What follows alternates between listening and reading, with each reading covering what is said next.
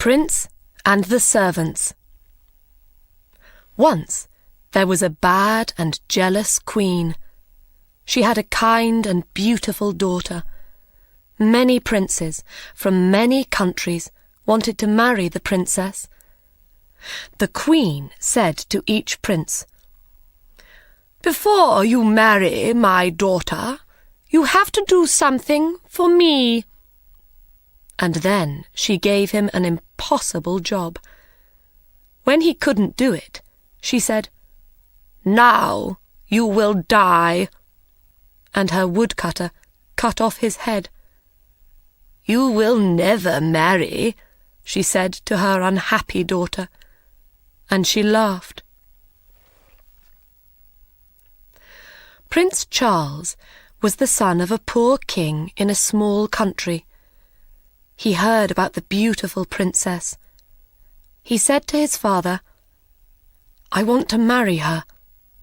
"Never!" cried the king. "The queen will kill you. You are my only son. I cannot lose you. There are hundreds of beautiful women in the world. You don't have to marry this one." But the prince was very sad. He couldn't eat. He couldn't sleep. In the end, his father said, "Go then. Go to the princess. I hope you will do better than the other princes. I hope I will see you again." The prince was very excited, and he danced round his rooms. He ate a lot of food and got strong again. Then he began his journey. He had no servants because his father was poor. "I'll find servants on the way," he said. After a short time, the prince saw a small mountain. "What is that mountain?" he thought. "It wasn't there before." He went nearer. It wasn't a mountain. It was a very fat man on his back, asleep. The prince went near him, and the fat man woke up. "What are you doing here, fat man?" asked the prince. "I was asleep," said the fat man, "and now I am not asleep because of you." "Why were you asleep?" "Because I had some food this morning. Now I want my lunch." "What did you eat this morning?" asked the prince. 10 chickens and 100 cakes," said Fat Man. "Will you be my servant?" asked the prince. "Give me food," said the fat man, "and I will do anything for you." So the fat man followed the prince. A short time later on their journey, they found another man. His head was down, and his left ear was on the ground. He looked up. His left ear was very large. "What are you doing, Big Ear?" asked the prince. "I am listening," said Big Ear. "The flowers are opening. The birds are singing in a country over the sea. I can hear them." "What can you hear in the house of the beautiful princess?" asked the prince. "People are crying. Another prince is dead." "Will you be my servant, Big Ear?" "Yes," said Big Ear, "I will." A short time after that, they saw 2 long things by the road. "What are they?" "Trees," said Fat Man. They went nearer. "They're not trees," said Big Ear. "They're arms, the longest arms in the world." A little later, they saw the man's head. "You are a very long person," said the prince. "I can be longer than this," said Long Arms. "Come with me, Long Arms," said the prince. "Be my servant." So Long Arms followed the prince. Next, they saw a man with a hand over one eye. "Is there something in your eye?" asked the prince. "No," said the man. "I can see a long way. I can see through things, buildings, mountains, water. When something is near me, I have to put my hand over one eye. Then I can see it." "Come with me, Quick Eyes," said the prince, "and be my servant." And Quick Eyes followed the prince. They went on their journey, and the sun got very hot. The prince opened his coat. They came to a man by the road. He wore 2 thick coats and a large hat. They could not see his face. He said, "I am cold, cold, cold." "Why are you cold, cold man?" asked the prince. "The sun is very hot, and our coats and shirts are open. We are hot." "When I open my coat," answered Cold Man, "the sun disappears. It snows. Everything dies of cold." "Come with me," said the prince, "and be my servant. But please don't open your coat." Cold Man went with the prince. Prince Charles and his servants arrived at the city, and the prince went to the Queen.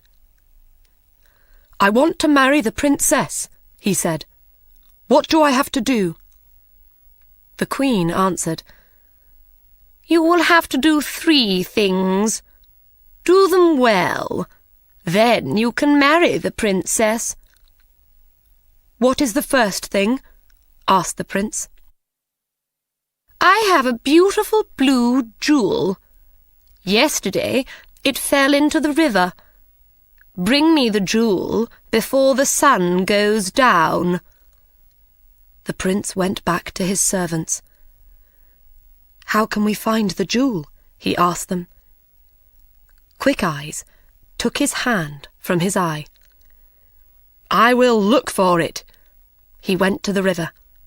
"There it is, over there." "I can't see it," said Long Arms. Then Fat Man opened his mouth and drank the water in the river. A short time later, the river was dry. Long Arms got the jewel and gave it to the prince. The Queen was very angry when she saw the jewel. Then she said, "Tomorrow I will give this prince a very difficult job." She thought hard. She did not sleep that night. The next morning, the prince woke up early. He went to the Queen again. "You are hungry after your long journey," she said, with a cold smile. "I have 30 chickens outside. Eat them before 12 o'clock. I do not want to find 1 chicken leg." "Can I invite a friend?" the prince asked. "I do not like eating without a friend." "You can ask 1 friend," said the Queen. The prince left. "He will die this afternoon," she said to her daughter, and she laughed. The prince went back to his friends. "Come with me, Fat Man," he said. Fat Man quickly ate the 30 chickens. Then he ate the Queen's other animals, the bread in the kitchens, the fruit on the trees, and the vegetables in the ground. "Now what can I eat?" asked Fat Man. There was nothing there, so he went to sleep. At 12 o'clock, the Queen called for her lunch. She waited and waited, but no food came. She went to see the cook. "Where is my lunch?" she asked. "A fat man ate everything in the gardens and everything in the kitchens. There is no food." The Queen got angrier and angrier. Then She thought of a plan. "Ha ha!" she laughed. "Now I will catch him." The prince came to her on the third day. "Will you eat with me tonight?" she asked, with a lovely smile. "And after that, would you like to sit with the princess for 2 hours?" "Yes," answered the prince. "I would love that." "You will not fall asleep when you are talking to the princess?" asked the queen. "Fall asleep?" cried the prince. "Never." "When a person falls asleep with the princess," said the queen, "the princess disappears by magic. Then that person dies." The prince put on his most beautiful clothes. He ate with the queen. Their conversation was very cold. Servants brought wonderful food and wonderful drinks. When the prince turned away for a minute, the queen quickly put something into his glass of wine. The prince did not see. He drank the wine. Then the queen took him to the princess. They climbed up many stairs to a high room. The princess sat sadly by the window. The red light of the evening sun lit up her beautiful face.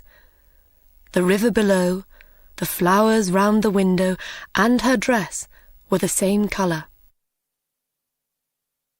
The prince sat near the princess. They were very happy for a short time. But the prince's eyes suddenly felt heavy. He started to fall asleep. He couldn't hear the princess's words. His eyes shut. He was asleep. Half an hour later, he opened his eyes again. The princess wasn't there. He looked everywhere in the room, but he couldn't find her. He ran to the window and looked out. He saw Big Ear below. He called to him, "The princess isn't here. We have to find her in the next hour." Long Arms brought the prince down to the ground. "Where is the princess? Can you hear her, Big Ear?" Big Ear put his ear to the ground. "Yes," he said, "I can hear her. She is calling. She says that she is across the river. She is inside a tree. Her mother's men put her there." Quick Eyes looked. "Yes," he said, "I can see her." "But how can we get her?" cried the prince. "I have an idea," said Cold Man, and he opened his coat. Snow fell. Everything went white. Cold Man jumped into the river, and the water was ice. They ran across the ice and brought the princess back. Long Arms put the prince and princess back through the window into the high room. They sat down, and the door opened. The queen came in. She could not speak when she saw the princess. She gave them a cold smile. "We are having a very interesting conversation," said the prince. "We are talking about trees and rivers."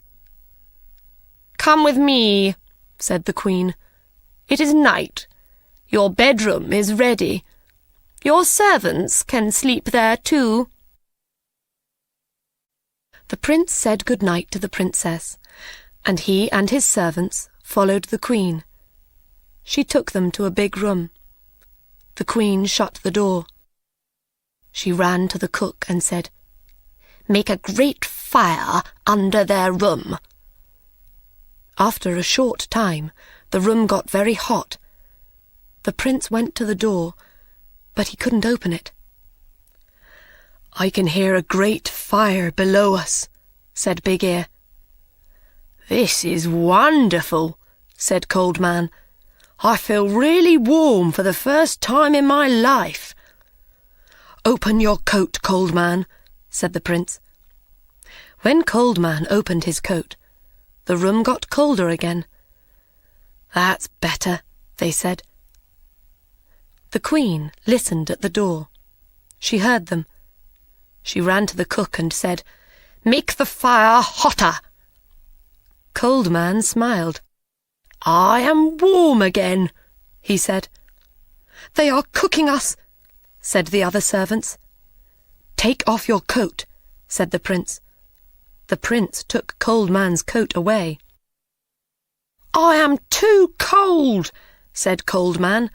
"Please give me back my coat." Snow fell in the room. The prince could not speak because he was too cold. Fat Man cried. There was ice in his hair. The Queen came to the door. She listened. Nothing.